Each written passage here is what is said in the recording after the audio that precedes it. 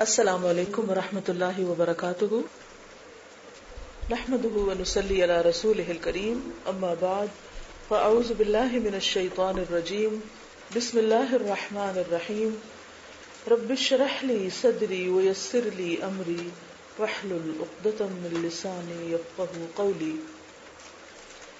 جیسے سورۃ البقرہ میں بالکل آغاز میں 3 کرداروں کا ذکر کیا گیا ہے، متقین، کفار اور منافقین، اسی طرح قرآن مجید کی دیگر متعدد صورتوں میں بھی یہ کمبینیشن ملتا ہے، جن میں سے ایک سورۃ النور ہے۔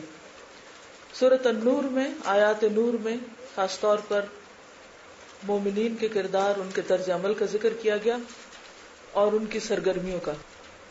اسی طرح کفار کے طرز عمل کا ذکر ملتا ہے، اور کل کی آیات میں ہم نے منافقین کے بارے میں پڑھا۔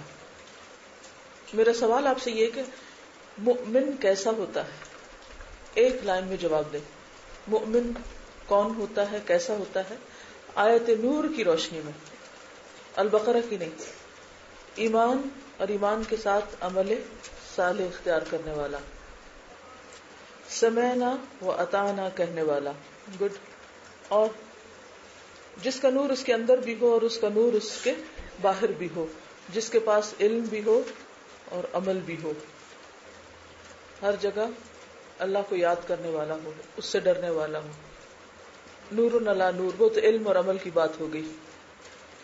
اوکے، یہ مومن کی پہچان ہے سورۃ النور کی روشنی میں۔ آپ دوبارہ اس کو ویکنڈ پہ، جیسے سنڈے کو اگر آپ فارغ ہو تو خاموشی سے بیٹھ کے پوری سورت کا مطالعہ کیجئے، کیونکہ اب آپ کو ترجمہ بھی آ جائے گا اور تفسیر بھی انشاءاللہ۔ تو اس میں پھر یہ ہے کہ آپ خود ڈھونڈے اس میں کہ مومن کی کون سی صفات اس صورت میں بیان کی گئی ہیں اور وہ کیا صفات ہیں۔ دوسرے یہ کہ مومن کی سرگرمیاں بھی بیان ہوئی ہیں اس صورت میں۔ مومنوں کی سرگرمیاں کیا ہوتی، کیا کرتے ہیں مومن؟ صبح شام اللہ کی تسبیح کرتے ہیں، اور کیا کرتے ہیں؟ اللہ کی اطاعت کرتے ہیں، نماز قائم کرتے ہیں، زکوٰۃ ادا کرتے ہیں، اللہ سے ڈرتے ہیں، اس کا تقوی اختیار کرتے ہیں، اس کا ذکر کرتے ہیں، گڈ۔ اور سرگرمیاں کیا ہوتی ہیں ان کی؟ اہل ایمان کی اعلیٰ ترین سرگرمیاں کیا ہیں؟ تجارت اور بیع ان کو اللہ کے ذکر اور صلاۃ وغیرہ سے نہیں روکتی، یہ بھی صفت ہو گئی ایک طرح سے۔ مومن کہاں پائے جاتے ہیں؟ مومن پائے جاتے ہیں فی بیوت، اور دوسرے لوگ کہاں پائے جاتے ہیں؟ بازاروں میں مومن بھی ہوتے ہیں، لیکن ان کے اور دوسروں میں فرق کیا ہوتا ہے کہ وہ بازار میں ہوتے ہوئے بھی اللہ کو نہیں بھولتے۔ ہم نے تو اس کا مذاق بنایا ہوا کہ ملا کی دوڑ مسجد تک، اور باقیوں کی دوڑ کہاں تک؟ وہ بھی ذرا دیکھ لیں وہ کہاں جاتے ہیں۔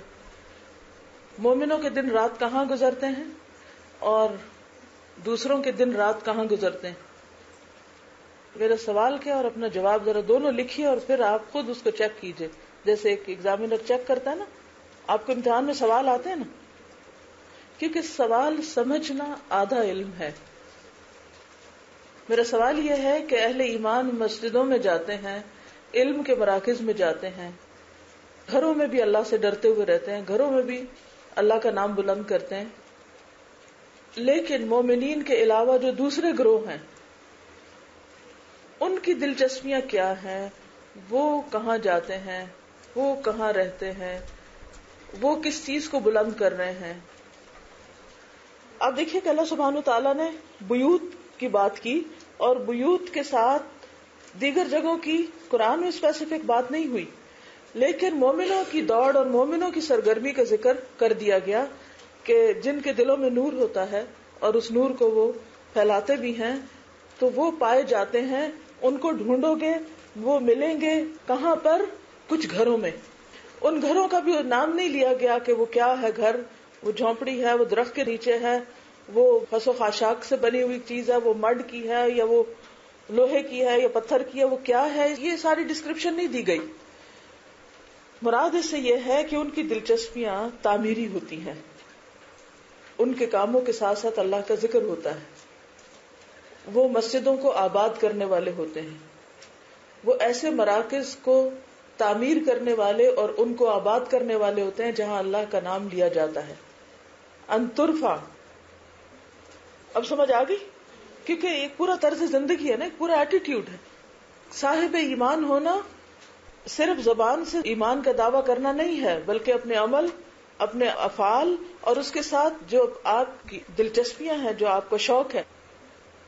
وہ جس شخص کو بشارت دی گئی کہ وہ اس کو اللہ کے عرش کے سائے تلے جگہ ملے گی، رجل قلبه معلق فی المسجد، وہ شخص جس کا دل معلق ہے، لٹکا ہوا ہے. معلق ہوتا ہے کسی چیز میں اٹک جانا، یعنی اس کا دل اٹکا ہوا ہے. کہاں؟ مسجد میں. وہ نکلتا ہے ضرورت سے اور پھر اس کا دل کیا چاہتا ہے کہ واپس کہاں چلا جائے. جی ہاں، یہ کس بات کی علامت ہے؟ ایمان کی علامت ہے. ہم بھی سوچیں ہمارے دل کہاں اٹکے ہوئے ہیں، کن سرگرمیوں میں، اہم ترین پرائرٹی کیا ہے. اگر آپ کہیں کہ چلیں خواتین ہیں اور ان کا مقام گھر ہے، مردوں کا مقام بازار ہے، تو وہ بازار سے بار بار مسجد جا رہے ہیں. خواتین کا گھر ہے تو گھر کے بھی کس حصے میں دل اٹکا ہوا ہے؟ زیادہ وقت کہاں گزرتا ہے؟ جہاں زیادہ دلچسپی ہوگی، ٹی وی کے آگے بیٹھنے میں ہوگی، یا بیڈ روم میں سونے میں ہوگی، یا پھر کچن میں ہوگی، یا پھر اسٹڈی ٹیبل پہ ہوگی، یا جائے نماز پہ ہوگی. کس چیز کو آپ بلند کر رہے ہیں؟ بلند کا مطلب ہے نمایاں کرنا، اس کی اہمیت دینا، وہ پرائرٹی پر ہونا. کون سی جگہ ایسی ہے گھر پہ کہ جس کے ساتھ آپ کا دل اٹکا ہوا ہو کہ آپ کوئی کام کرتے پھر پلٹ کے وہیں جاتے ہیں، کچھ بھی کر رہے ہو تو تھوڑی دیر کے بعد پھر وہیں جاتے ہیں. یہ ہم سب کے لیے کیا ہے؟ ایک خود احتسابی کا ذریعہ کہ ہمارے دل کہاں اٹکے ہوئے ہیں، کس چیز کی یاد ہمارے دل میں سب سے زیادہ ہے، کون سی جگہ ہمارے لیے سب سے زیادہ اہم ہے. جن کے اندر ایمان نہیں، یقیناً ان کی دلچسپیاں، ان کے مراکز، ان کی دلچسپی کی جگہیں وہ کچھ اور ہیں.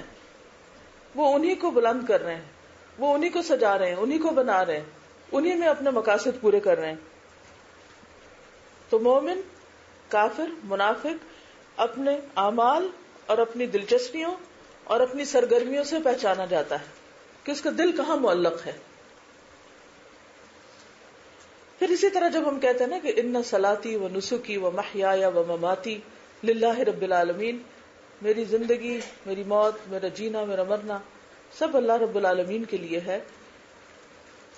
موت اسی چیز میں آتی ہے جس میں انسان کی زندگی گزرتی ہے. جس چیز کی محبت میں انسان جیتا ہے اسی چیز کی محبت میں مرتا ہے.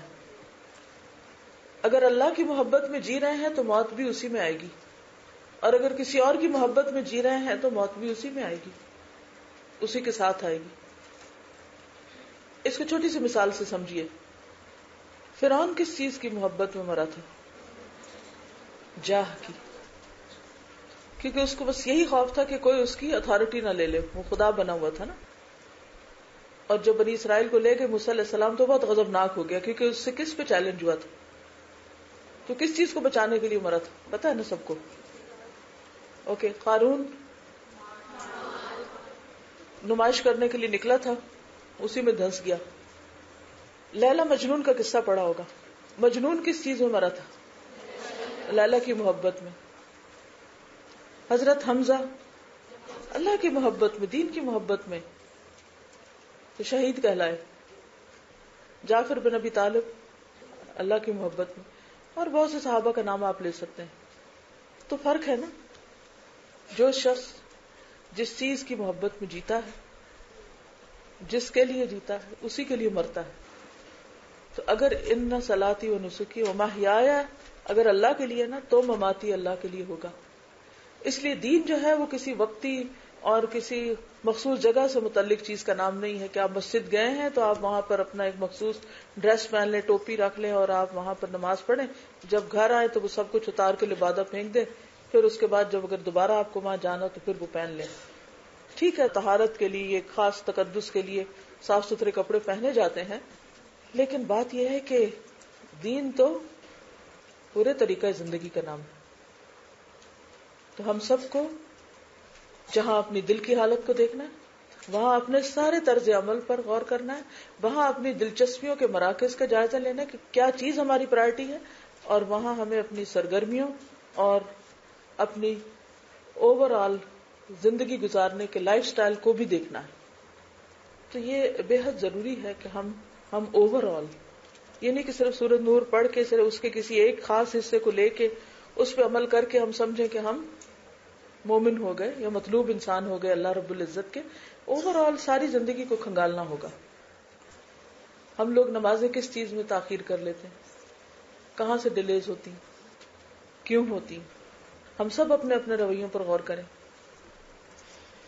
چلیے کل کے لیسن کا میں کوئک ریکیپ کروں گی کہ کہیں اگر کوئی چیز میں بھول گئی ہوں تو میں ایڈ کر دوں، اور پھر ہم آگے چلیں گے آج کے لیسن پہ. آیت 47 میں ہم دیکھ رہے ہیں کہ منافقین کی جو زبان ہوتی ہے اس پر اللہ رسول کا نام ہوتا ہے اور ان کی اطاعت کی باتیں بھی ہوتی ہیں، لیکن جب عمل کا وقت آتا ہے تو وہ غائب ہوتے ہیں. تو اس سے منافقین کی کس صفت کا پتہ چلتا ہے کہ ان کے قول اور فعل میں تضاد ہے. تو ایسے لوگوں کو کہا جن کے قول و فعل میں تضاد ہو، ما اولئک بالمؤمنین. جب اللہ رسول کی طرف بلائے جاتے ہیں کہ وہ ان کے معاملات کا فیصلہ کریں تو منافقین کیا کرتے ہیں؟ ان کو دلچسپی نہیں ہوتی، وہ ان کی طرف نہیں آتے سوائے اس وقت کے جب ان کی مرضی کی کوئی بات ہو، ان کی پسند کا کوئی فیصلہ ہو. اس سے کیا پتہ چلتا ہے کہ منافقت میں انسان پک اینڈ چوز کرتا ہے، دین کے بس اس حصے کو لیتا ہے جو اس کی پسند اور مرضی کے مطابق ہو اور باقی حصے کو چھوڑ دیتا ہے، اور اللہ رسول کی بات کو کوئی بہت اہمیت نہیں دیتا. آیت 50 میں ہے افی قلوبہم مرض ام ارتابوا ام یخافون ان یحیف اللہ علیہم ورسولہ بل اولئک هم الظالمون. اس سے یہ پتہ چل رہا ہے کہ منافقت کی موٹی موٹی علامات جو ہیں وہ کیا ہیں؟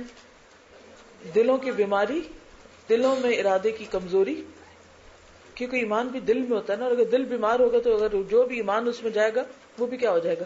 بیمار ہو جائے گا. اور بیمار شخص جو ہوتا ہے وہ کمزور ہوتا ہے، کمزور ایمان والے. دوسرا، وہ دین کے احکامات کے بارے میں شک کرتے ہیں. ہم سب اپنا جائزہ لیں کہ اللہ کے کسی بھی حکم پر ہمیں کوئی شک تو نہیں، کہیں ڈاؤٹس تو نہیں کہ یہ ہے بھی یا نہیں. تو ڈاؤٹس کا علاج کیا ہے؟ کیا چیز؟ علم جان لیں، جو نہیں پتا اسے معلوم کر لیں. اور تیسری چیز یہ کہ دین کے احکامات کو منافق ظلم سمجھتے.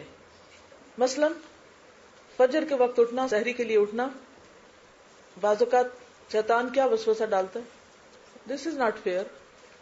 یا اور جیسے بچے وغیرہ اگر جاگے اس وقت، اور کس چیز کو لوگ کہتے ہیں کہ دس از ناٹ فیئر؟ اللہ کے حکم. کیونکہ یہ نا کہ وہ ڈرتے ہیں کہ اللہ تعالیٰ ان پر ظلم کرے گا اور اس کا رسول ان پہ ظلم کرے گا، ان کو اس بات کا خوف ہے. حدود قائم کرنے کو، یس، حدود قائم کرنا یعنی اگر کوڑوں کی سزا کی بات ہو یا کہیں بھی دین میں کسی ڈسپلن کی بات ہو تو اس کو فوراً کیا سمجھتے ہیں. ایک اور چیز یہ کہ دیکھیں یہاں لفظ استعمال ہو یخافون، دین کی طرف آتے ہوئے ڈرتے ہیں. کیوں ڈرتے ہیں؟ کہ اللہ رسول ان کو ایسا حکم نہ سنا دے کہ جس سے مشکل میں نہ پڑ جائیں. اسی طرح لوگ آپ دیکھیں کہ کبھی جہنم کا ذکر ہو تو کیا ری ایکشنز ہوتے ہیں؟ بہت وقت ڈراتے ہی رہتے ہو.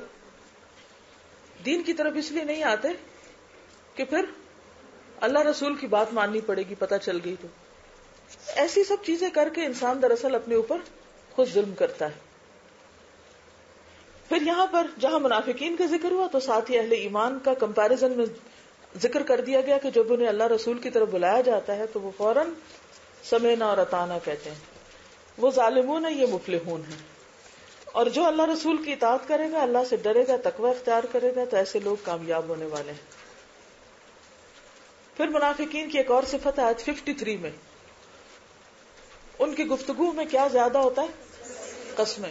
یقین دہانیاں بڑی کراتے ہیں اپنے مخلص ہونے کی، اپنی محبتوں کی، اپنے سنسیئرٹی کی. بار بار میک شور کرتے ہیں کہ اللہ اور اس کے رسول کو یقین آ جائے قسمیں کھا کے. کیا وہ بھول جاتے ہیں کہ اللہ کو سب پتہ ہے؟ جھوٹی قسمیں وہاں فائدہ نہیں دیں گی. تو عام روزمرہ زندگی میں دین کے احکامات پر جب کوئی حکم سامنے آئے تو کیا کریں؟ آرام سے عمل کر لیں، بس بات ختم. بعض اوقات آپ نے دیکھا ہوگا کہ انکانشیسلی ہماری گفتگو میں آتا ہے ہمارا بڑا دل چاہتا ہے ہم یہ بھی کریں، ہمارا دل چاہتا ہے ہم وہ بھی کریں، وہ بھی کریں، وہ بھی کریں، لیکن کر بھی کوئی نہیں رہے ہوتے، لیکن باتیں بھی بہت کرتے ہیں. کیوں کرتے ہیں یہ باتیں؟ کیا مقصد ہوتا ہے؟ کیونکہ جو کرنے والے ہوتے ہیں ان کے پاس باتوں کا وقت کوئی نہیں ہوتا، انہیں باتوں میں بہت دلچسپی بھی نہیں ہوتی. تو ہم سب کو اپنا اس معاملے میں بھی جائزہ لینا ہے، اور خاص طور پر وہ کس کام کے لیے نہیں نکلنا چاہتے تھے؟ جہاد کے لیے، اللہ کے راستے میں. اب دیکھیے بہت سے احکامات ایسے ہوتے ہیں کہ جو گھر بیٹھ کے عمل کرنا پھر آسان ہوتا ہے. اب نماز روزہ کر لیں، اپنا ذکر اذکار کر لیں، لیکن جو ہی اپنے آرام یا روٹین یا کسی اور چیز میں خلل آتا ہے تو پھر وہاں ہمیں بڑی مشکل پیش آتی.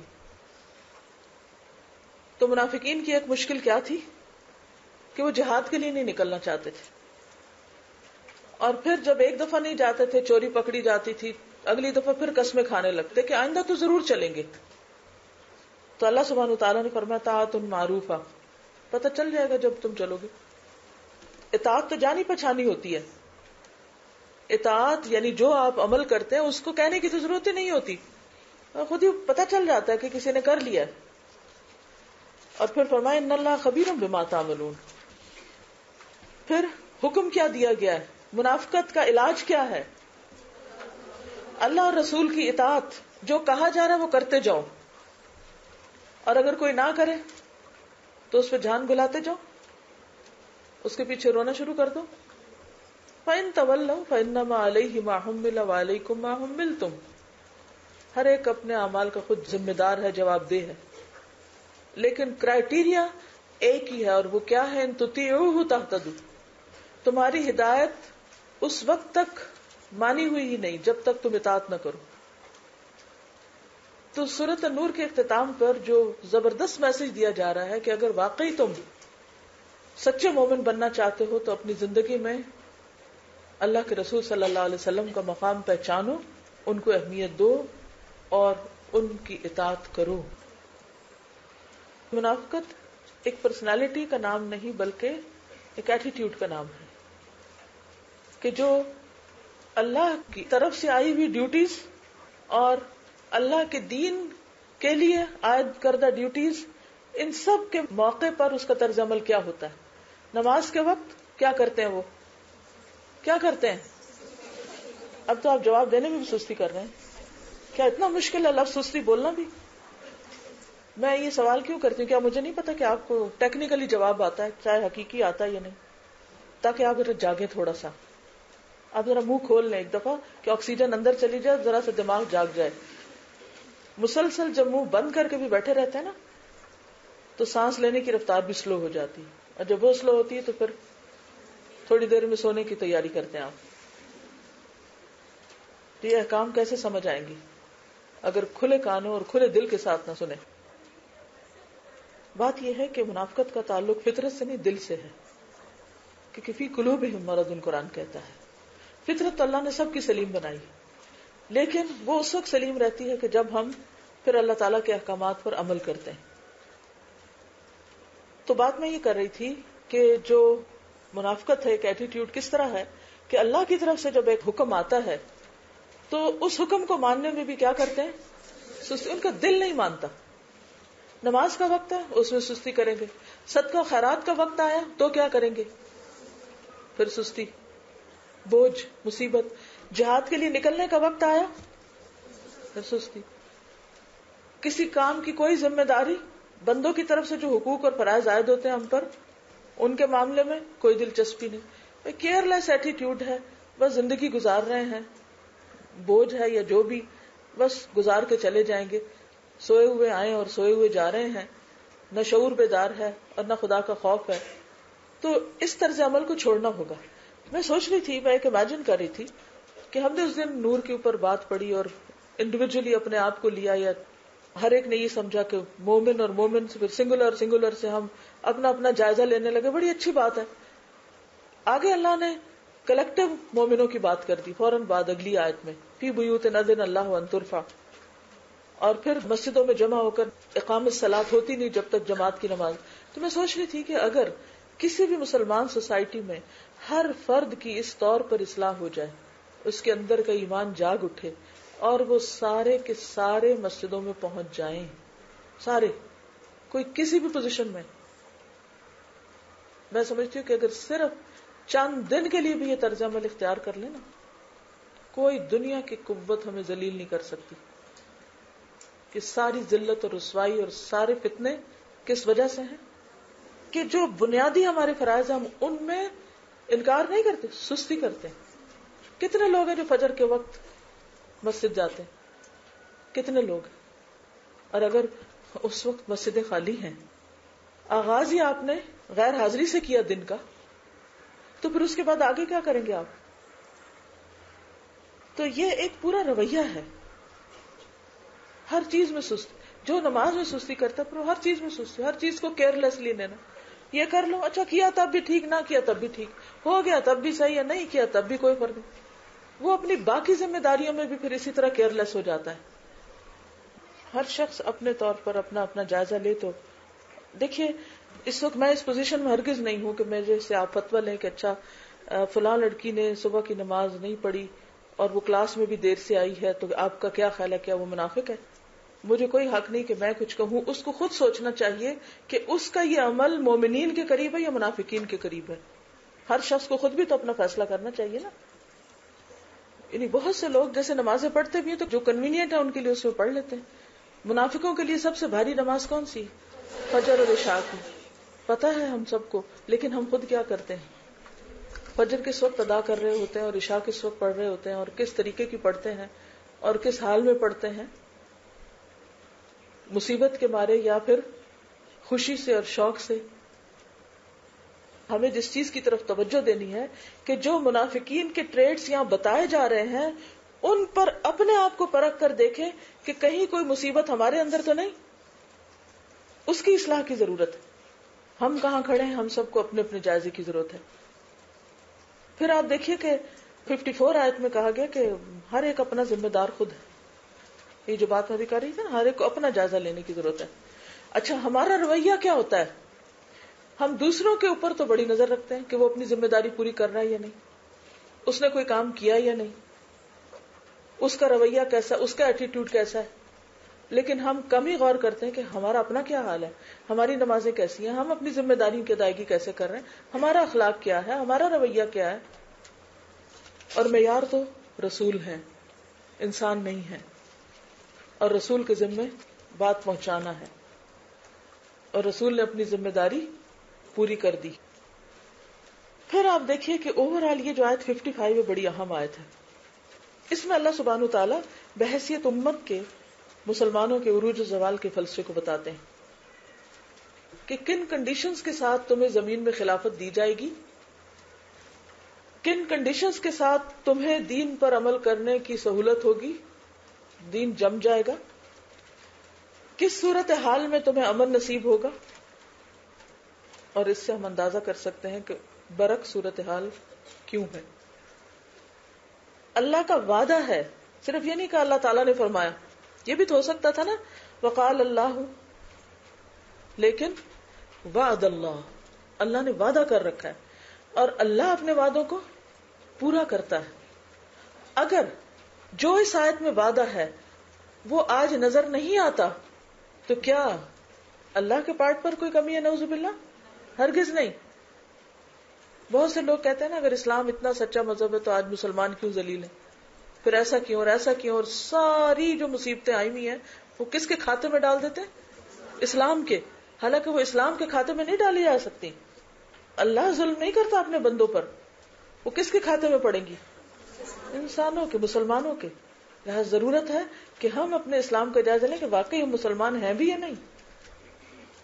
اگر ہم صرف زبانی کلامی اسلام کو مظاہرہ کر رہے ہیں اور عمل میں کچھ نہیں تو پھر قصور ہمارا اپنا ہے. وعد اللہ الذین آمنوا منکم وعملوا الصالحات لیستخلفنہم فی الارض. کیا یہ وعدہ پورا ہوا؟ کبھی تاریخ میں یہ وعدہ پورا ہوا؟ جی ہاں. ایک تو بنی اسرائیل کے ساتھ, کما استخلف الذین من قبلہم, جب فرعون کو اللہ نے ڈبو دیا اور بنی اسرائیل کو ٹھکانہ عطا کیا. اس کے بعد نبی صلی اللہ علیہ وسلم کے دور میں اور اس کے بعد خلفائے راشدین کے دور میں، جسے خلافت راشدہ کا دور کہا جاتا ہے، اس کی طرف اشارہ ہے خاص طور پر. اللہ نے اپنا وعدہ پورا کیا، لیکن یہ وعدہ کن کے اوپر پورا ہوا؟ جو ایمان لا کر عمل کرتے رہے.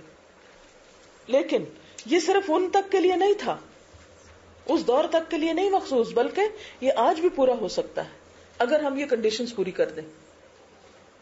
کیونکہ کنڈیشنز کیا ہیں؟ ایمان اور عمل صالح. یعنی منافقت کی آیات پڑھ کر بنیادی طور پر ہمیں یہ پتہ چلتا ہے کہ ہمارا ایمان ہے کیا. کیونکہ چیزیں اپنے ازداد سے پہچانی جاتی ہیں نا، اندھیرے سے روشنی کا تصور پتہ چلتا ہے. اسی لیے ہم دیکھتے ہیں کہ حضرت عبداللہ بن عباس سے کسی آیت کے بارے میں کہا گیا کہ لوگ اس آیت پر عمل نہیں کرتے، تو انہوں نے کہا وہ اس پر ایمان نہیں لائے. اگر ایمان لائے ہوتے تو وہ اس کو عمل کیا مشکل تھا؟ جس چیز پر میں کنونسڈ ہوں اس پر عمل تو مشکل ہی نہیں.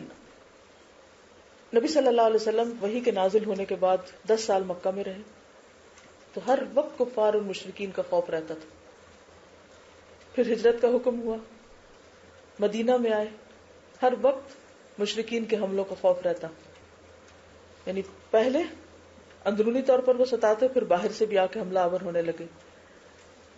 کسی شخص نے آپ صلی اللہ علیہ وسلم سے عرض کیا کہ اے اللہ کے رسول صلی اللہ علیہ وسلم، کبھی ہم پر ایسا وقت بھی آئے گا کہ ہم ہتھیار کھول کر امن و اطمینان کے ساتھ رہ سکیں؟ ہر وقت ہم ہتھیار اٹھائے ہوئے ہیں، ہر وقت الرٹ ہیں، ہر وقت ایسی خبریں آتی تھیں کہ اب فلاں جگہ سے حملہ ہو رہا ہے اور فلاں جگہ سے لوگ آ رہے ہیں. تو چین اور سکون نصیب نہیں تھا. تو آپ صلی اللہ علیہ وسلم نے فرمایا کہ بہت جلد ایسا وقت آنے والا ہے. حضرت عبداللہ بن عباس نے فرمایا کہ ان آیات میں اللہ تعالیٰ کا وعدہ ہے جو اس نے امت محمدیہ سے ان کے وجود میں آنے سے پہلے ہی تورات اور انجیل میں فرمایا تھا. یعنی تورات اور انجیل میں یہ وعدہ اللہ کا موجود تھا جو اللہ نے صحابہ کرام سے پورا کیا. عدی بن حاتم کہتے ہیں کہ ایک دن میں آپ صلی اللہ علیہ وسلم کے پاس بیٹھا تھا کہ 2 آدمی آئے. ایک تنگی معیشت کی شکایت کرتا تھا اور دوسرا راہ زنی کی. ایک کہتا کہ جاب نہیں، کام نہیں. دوسرے نے کہا کہ بدامنی بہت ہے، ڈاکے ہیں، چوریاں ہیں. آپ نے فرمایا عنقریب ایسا امن ہوگا کہ یہاں سے جانے والا قافلہ بغیر کسی محافظ کے جائے گا، کوئی ساتھ اسلحے کی ضرورت نہیں ہوگی. اور اے عدی بن حاتم، کیا تم نے ہیرا دیکھا ہے؟ عراق کا ایک علاقہ ہے. میں نے کہا نہیں، البتہ اس کی خبر ملی ہے، یعنی اس کے بارے میں سنا ہے میں نے. فرمایا اگر تمہاری عمر زیادہ ہوئی تو تم دیکھو گے، یعنی عدی تم خود دیکھو گے کہ ایک عورت ہیرا سے چل کر کعبہ کا طواف کرے گی، لیکن اسے اللہ کے سوا کسی کا خوف نہ ہوگا. میں نے دل میں سوچا قبیلہ بنو طے کے لٹیرے جنہوں نے تہلکہ مچا رکھا ہے اس وقت وہ کہاں جائیں گے؟ اور پھر فرمایا اور قیامت نہیں آئے گی کہ ایک شخص اپنا صدقہ لے کر چکر لگائے گا کہ کوئی اسے لینے والا مل جائے، لیکن کوئی صدقہ لینے والا نہ ہوگا. اور تم لوگ کسرا کے خزانے فتح کرو گے. میں نے کہا کسرا بن ہرمز، یعنی اور تاکید سے. آپ نے اپنی بات جاری رکھتے ہوئے کہا اور اے عدی، تو یعنی آپ نے جواب نہیں دیا اور آگے بات جاری رکھی. اے عدی، اگر تمہاری عمر لمبی ہوئی تو ضرور تم ایسے شخص کو دیکھو گے جو مٹھی بھر سونا یا چاندی لے کر ایسے آدمی کی تلاش میں نکلے گا جو اسے قبول کر لے، لیکن ایسا کوئی آدمی نہ ملے گا. یہ بخاری کی روایت ہے. پھر عدی کہتے ہیں کہ میں نے ہیرا سے چل کر کعبہ کا طواف کرنے والی عورت کو دیکھا، یعنی اپنی آنکھوں سے دیکھا کہ وہ تنہا آئی، زیورات میں لدی ہوئی، طواف کیا اور واپس گئی، اور کوئی چور ڈاکو کا اس کو خوف نہ تھا. وہ اللہ کے سوا کسی سے نہ ڈرتی تھی، اور میں خود ان لوگوں میں شامل تھا جنہوں نے کسرا بن ہرمز کے خزانے فتح کیے. یعنی آپ صلی اللہ علیہ وسلم کی پیشن گوئیاں پوری ہوئی. اور پھر دوسری باتیں جو ہیں کہ صدقہ خیرات لینے والا کوئی نہیں تھا، وہ حضرت عمر بن عبدالعزیز کے دور میں لوگوں نے اپنی آنکھوں سے دیکھا. تو بات یہ ہے کہ یہ اللہ کا وعدہ ہے. آج کے حالات میں بہت لوگ باتیں کرتے ہیں یہ بدامنی کا خاتمہ کیسے ہو اور یہ اتنا فتنہ فساد کیوں ہو رہا ہے. میں جب کبھی تاریخ کی کوئی کتاب پڑھتی ہوں تو مجھے حیرت ہوتی ہے کہ آج سے 100 سال پہلے کے بھی بر صغیر کے حالات کچھ ملتے جلتے تھے اور 200 سال پہلے کے بھی کچھ ایسے ہی تھے. اس وقت بھی لوگوں کو اٹھا لیا جاتا، قتل کیا جاتا، قید کیا جاتا، دوسرے ممالک میں ایگزائل کر دیا جاتا، وہاں قیدوں میں رکھا جاتا. تو میں ہمیشہ سوچتی ہوں کہ یہ کوئی نئی بات تو نہیں جو آج ہو رہی ہے. ہم نے بہت کچھ بدلا لیکن اپنا عمل نہیں بدلا، اپنا رویہ نہیں بدلا، تو حالات کیسے بدلے؟ اور جب تک افراد کی اصلاح نہیں ہوگی، لوگوں کے اعمال اور رویے نہیں بدلیں گے، مسجدیں آباد نہیں ہوگی، جب تک لوگ دین کی تعلیم حاصل نہیں کریں گے، ان کا شعور بیدار نہیں ہوگا، تو یہ حالت نہیں بدل سکتی، کیونکہ عمل صالح ہو ہی نہیں سکتا۔ ایمان بھی علم کے بغیر اور معرفت کے بغیر نہیں حاصل ہوتا، اسی طرح عمل صالح بھی جب تک عملی طور پر ہم وہ نہیں کریں گے جو کہا گیا تو پھر وہ نہیں ہو سکتا جس کا وعدہ ہے۔ تو یہاں پر فرمایا کہ لَيَسْتَخْلِفَنَّهُمْ فِي الْأَرْضِ كَمَا اسْتَخْلَفَ الَّذِينَ مِنْ قَبْلِهِمْ وَلَيُمَكِّنَنَّ لَهُمْ دِينَهُمْ، دین بھی جمع آئے گا، یعنی دین اسلام عملی شکل میں نظر آئے گا۔ آج آپ دیکھیں کہ لوگ اسلامی نظام کو نافذ کرنے کے لیے کیا طریقے اختیار کرتے ہیں؟ جی کیا طریقے اختیار کیے جاتے ہیں؟ یہاں پر کہا کہ لَيُمَكِّنَنَّ لَهُمْ دِينَهُمُ الَّذِي ارْتَضَىٰ لَهُمْ، وہ ضرور ضرور مستحکم کر دے گا، جما دے گا ان کا دین جو اس نے ان کے لیے پسند کیا، یعنی دین نافذ ہو جائے گا۔ دوسرے عام لفظوں میں کہیں تو ان کا دین ان کے لیے نافذ کر دے گا، لیکن یہ کب ہوگا؟ کس شرط کے ساتھ؟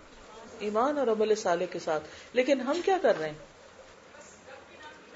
یعنی جب یہ نعمت نصیب بھی ہو جائے، یعنی دین کا جماؤ بھی ہو جائے اور فتح اور کامیابی حاصل بھی ہو جائے، تو بھی کیا حکم ہے؟ فَصَلِّ لِرَبِّكَ وَانْحَرْ إِنَّ شَانِئَكَ هُوَ الْأَبْتَرُ، اور اس سے پہلے بھی اس میں استقرار، یعنی صرف غلبہ نہیں، اس دین کو استقرار اور دین والوں کو جماؤ صرف اسی صورت میں ہوگا جب عمل میں تبدیلی آئے گی۔ صرف نعرے لگانے سے، بینر لگانے سے، اویئرنیس کریٹ کرنے سے، بیجز لگانے سے، پوسٹر لگانے سے اس سے دین نہیں آتا، اس سے کوئی دین نافذ نہیں ہوتا۔ جب تک دل نہ بدلے کچھ بھی نہیں بدلتا۔ اور اسی کے ساتھ فرمایا وَلَيُبَدِّلَنَّهُم مِّن بَعْدِ خَوْفِهِمْ أَمْنًا، خوف امن میں بدل جائے گا جب تم بدلو گے، تم نہیں بدلو گے تمہارا حال نہیں بدلے گا۔ ان اللہ لا یغیر ما بقوم حتی یغیروا ما بانفسہم، اوپر ایمان اور عمل صالح کی بات ہی تو نیچے یعبدوننی لا یشرکون بی شیئا، ایسے لوگ عبادت کریں گے اور شرک نہیں کریں گے میرے ساتھ کچھ بھی۔ آپ کو معلوم ہے کہ شرک کی جہاں بہت سے مینیفیسٹیشنز ہیں کہ یہ بھی شرک ہے یہ بھی شرک، وہاں ایک اور چیز بھی ہے جس کا سورۃ الانعام میں ذکر آتا ہے، وہ ہے فرقہ واریت، کیونکہ توحید جو ہے وہ اتحاد لاتی ہے، شرک جو ہے وہ فرقہ واریت اور اس طرح کی چیزوں کو ہوا دیتا ہے۔ جب سب کا قبلہ ایک ہے، جب سب کی محبت کا مرکز ایک ہے، تو ہو نہیں سکتا کہ پھر آپس میں محبت نہ ہو۔ جب مرکز محبت بدلتا ہے تو لوگوں میں اختلاف پیدا ہو جاتا ہے، پھر دلچسپیاں تقسیم ہو جاتی ہیں، دلچسپیاں بڑھ جاتی ہیں، اور ہر شخص اسی طرف دوڑتا ہے جس چیز کی طرف اس کی دلچسپی ہوتی ہے۔ تو یہ بھی بہت اہم ہے۔ وَمَن كَفَرَ بَعْدَ ذَلِكَ فَأُولَٰئِكَ هُمُ الْفَاسِقُونَ۔ پھر حکم یہی ہے کہ وَأَقِیمُوا الصَّلَاةَ وَآتُوا الزَّکَاةَ وَأَطِیعُوا الرَّسُولَ، اطیع اللہ نہیں ہے کہا، پیچھے نماز صلاۃ کی بات ہوگی تو وہ اللہ ہی کے لیے ہے، لعلکم ترحمون، اگر رحمت چاہتے ہو تو پھر کیا کرو۔ پھر نبی صلی اللہ علیہ وسلم سے خطاب ہے کہ یہ مت سوچو کہ جو لوگ زمین میں اللہ کا انکار کر رہے ہیں اور دین کا انکار کرتے ہیں وہ تمہیں عاجز کر دیں گے یا اللہ کا دین جو ہے وہ کامیاب نہیں ہوگا۔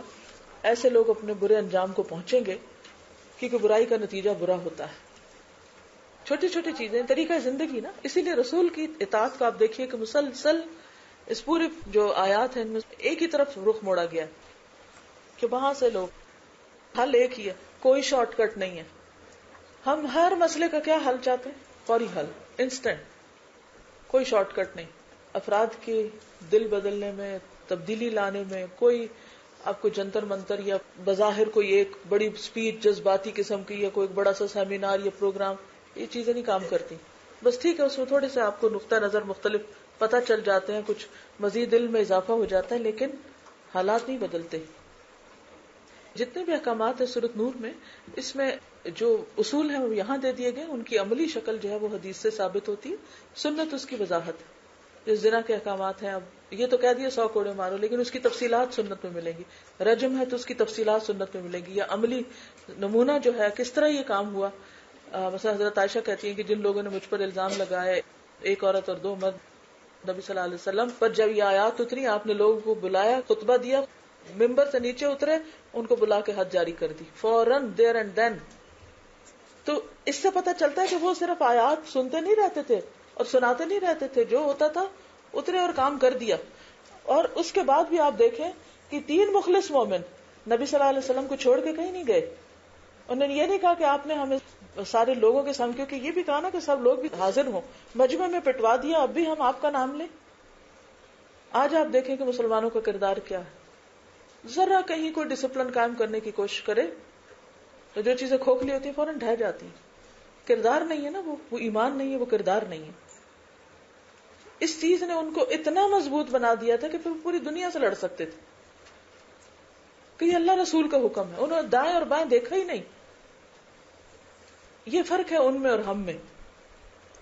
ان کا ایمان سچا تھا، جس چیز کو انہوں نے تھام لیا پھر اس پہ جان تو دے دی لیکن اس سے ہلے نہیں. اس کے برعکس دوسرا کردار کیا تھا کہ جس میں تھوڑی سی بھی بات مرضی کے خلاف ہوئی تو طوفان کھڑا کر دیا. جنگ احد میں مرضی کے خلاف باہر نکلے نبی صلی اللہ علیہ وسلم تو کیا کیا؟ 1/3 لشکر لے کے واپس چلے گئے. اور بھی بہت سی ایسی مثالیں ملتی ہیں. ہم سب کو بھی سوچنا چاہیے کہ ہم دین پر عمل کن کنڈیشنز کے ساتھ کرتے ہیں. اگر ہماری دعا قبول ہو جائے تو ہم نمازیں پڑھتے رہیں گے، اور اگر قبول نہیں ہوئی تو کیا کرتے ہیں ہم؟ اگر کسی نے کوئی دعا کی اور قبول نہیں ہوئی تو ہم مسلمانوں کا طرز عمل کیا ہوتا ہے؟ اللہ سے گلے سے میری تو دعا ہی قبول. وہ ایک بچی تھی، کہنے لگی کہ میں نماز نہیں پڑھتی. بھائی کیوں نہیں پڑھتی؟ میں نے دعا کی تھی اللہ میری نانی نہ مرے، وہ مر گئی، تو اب میں نے نماز چھوڑ دی، میں نہیں اب نماز پڑھوں، میں اللہ تعالیٰ سے ناراض ہوں. یہ ہے ہمارا حال.